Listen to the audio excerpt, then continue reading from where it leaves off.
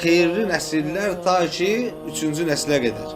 Oradan da bizlərə Allah Subhanahu taalanın digər qulları səbəbilə bildirdiyi salih qullarını nə edəcəyik? Həyatlarını həyatımıza yansıtmağa çalışacağıq sünnə adına.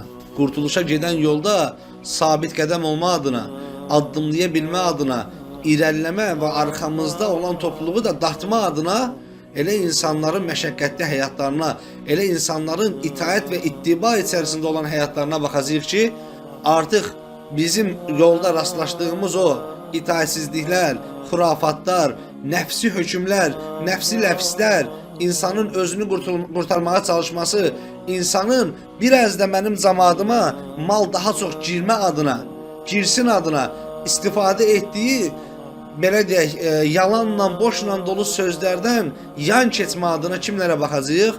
Əlini, ətəyini dünya və onun içindəki bütün zinətlərdən çəkmiş insanların həyatına baxacağıq ki, bu da Rasulullah sallallahu aleyhi və səlləmin sünnəsidir. Sünnə olaraq nəyə dəllə gətirə bilərik? Nəbi sallallahu aleyhi və səlləm buyurur ki, sadə yaşam imandandır, sadəlik imandandır. Müsəlman malın sahibi olacaq, lakin mal onun sahibi olmayacaq. Bir cahilin qəlbinə dünyanın girməsi o qədər qorxuducu deyil.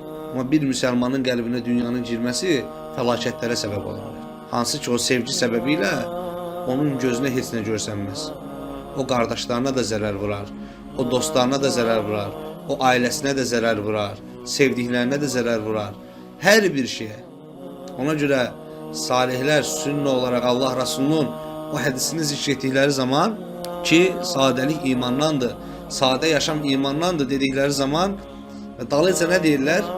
Mütəfəkkirlər buyururlar ki, dünya sənin əlində olacaq, ovcunda. Sən onun hakimi, o sənin kölən olacaq. Hansı ki o vaxt dünya sənin qəlbində olsa, artıq o sənin hakimin, sən onun köləsi olasan.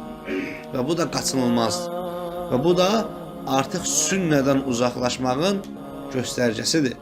Göstəricisidir ki, qul artıq Allah Rasulunun yaşamından uzaqlaşdı.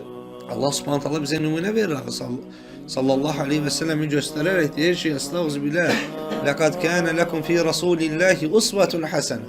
Uswatun hasana. Allah Rasulunun uswatul hasan olaraq göstərir. Ən gözəl örnək olaraq göstərir. Həyatımızın hər bir sahəsində, bütün baxış bucaqlarında, kiçik əməllər etmədə də, böyük əməllər etmədə də və həmən əməllərdə sabit qalmada da Allah Resulü sallallahu aleyhi və səlləm ən gözəl örnək olaraq göstərir.